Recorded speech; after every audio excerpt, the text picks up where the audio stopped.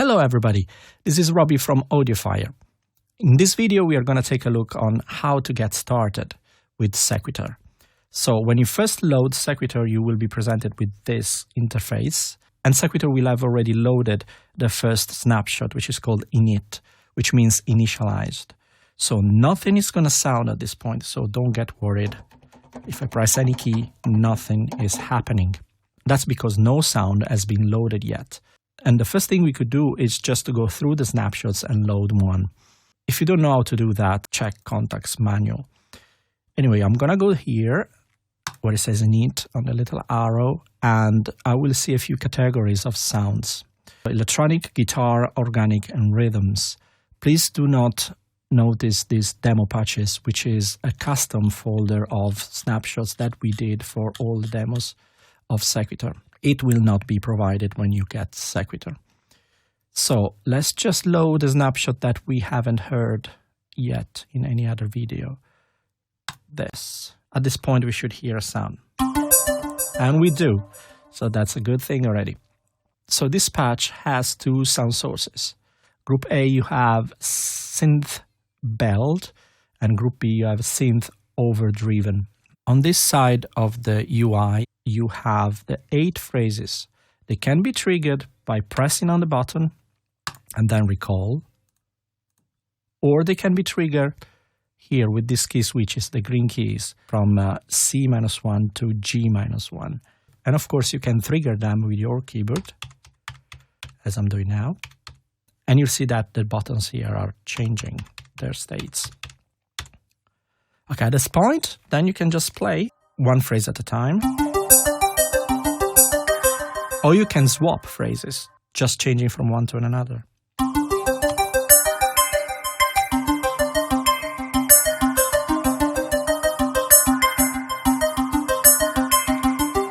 So far I just played one note at a time, but I could also play more notes at the same time, like chords.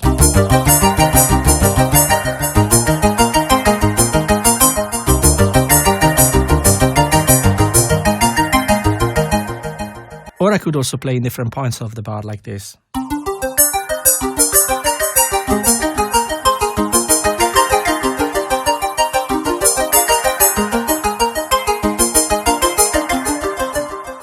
And of course, when you combine different notes, different phrases at the same time, different points of the bar, it becomes a big sound.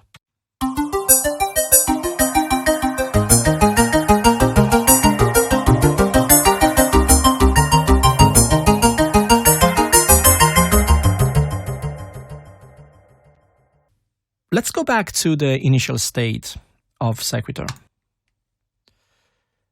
Another thing we could do is to create a patch from scratch. So I wouldn't need to switch on one or both groups. So let's start with the first one. This is the switch that purges the sound, so the memory will be cleaned up. So you can see it's 3.68 megabytes. If I do this, it goes back to 0. It goes back to 3.68. So the first sound we see is the first one of the synth bass category. Very dry, no reverb, nothing. The sequencer is off. So we switch it on. We start hearing something. The tempo behavior is set to host. So it's going to be going in sync with your DAW. But I could also put it to half, quarter, or double. Here I have my chorus, phaser, delay, reverb. Click on the knob and I will see the values of delay. If I want to change the way the panning works for the delay, I just have to go to the option page, and here where it says delay pan, I can just put it at max. Now it's going to bounce from left to right.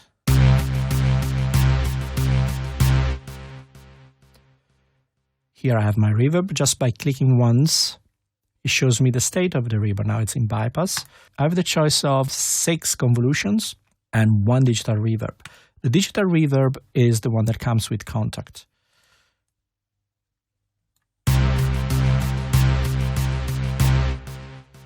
I could add a second sound source.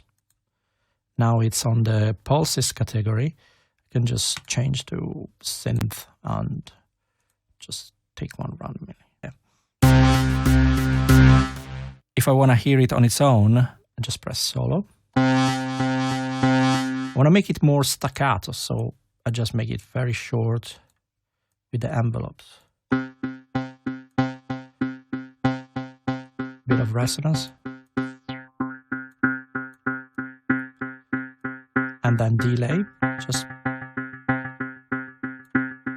And then put back again the first sound source. And maybe to make a fuller sound, I can just pitch this up.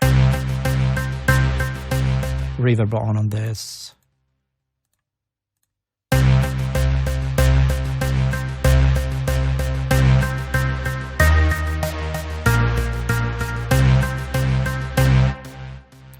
Since I was playing in C minor, I'm gonna use the key scale control. Switch it on, select what scale I want to play in, which is gonna be C minor. Okay, now this sequence, just doing one note at a time. So, but if I was playing a note that is not in C minor scale, like, I don't know, F sharp.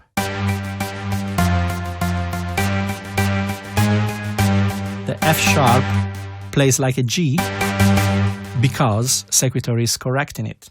So.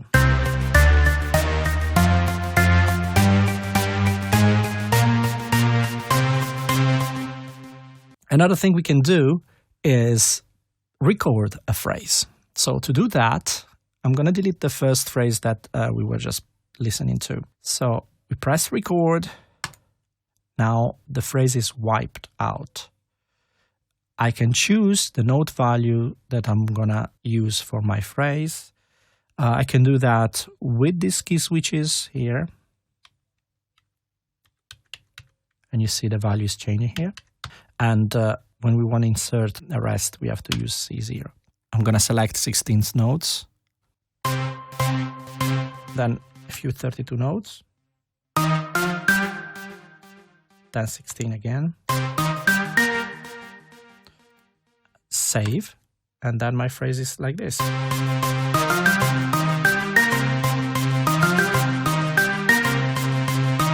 Now I can play it in every octave. And since it's a phrase, it's not just one note repeating like a pulse. If I was to play any other key than C, which is my starting note, it would normally play out of key. But with SEQui2R, it stays in tune.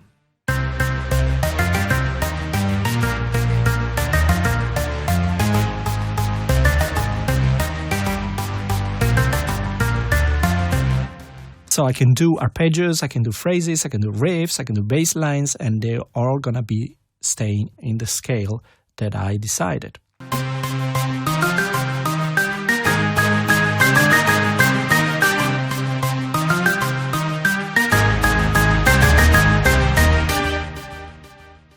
Another thing we could do, and we also saw it in a few other videos, is first of all changing maybe the velocity, because maybe these notes were a bit loud. I want just to be more gentle, and then press save.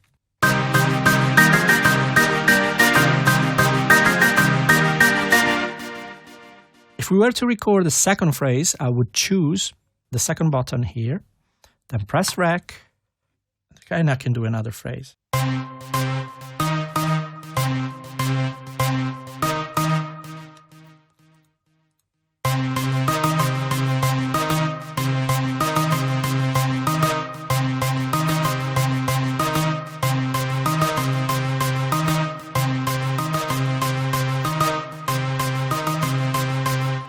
Press save.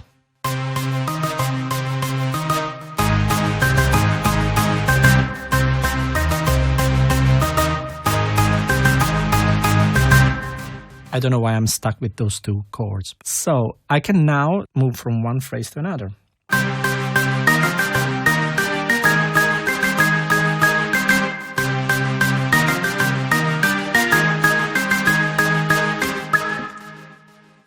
Okay, at this point I can play around with filters. So select Group A, select cutoff here, and it shows me in very bright green the cutoff values. At the moment, cutoff is switched off, but now it's on, and I can do a shape.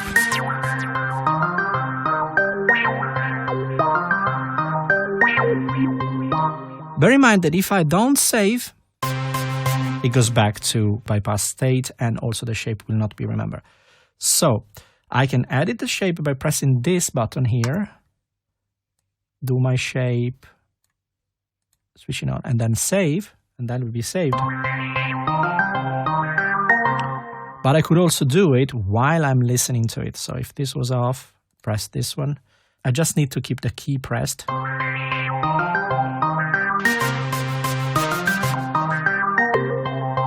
Now I can draw the shape. Note that this filter is just affecting group A, so save. If I wanted to apply the same shape filter to group B as well, I just can press this little button here, and it's gonna be copied. Save. If I check group B cutoff, it's got the same shape as group A cutoff. And this is saved just for phrase A. If I recall phrase B, it doesn't have any filtering going on. So SEQui2R can also apply effects on a phrase base. Some phrases can have effects and other phrases might not.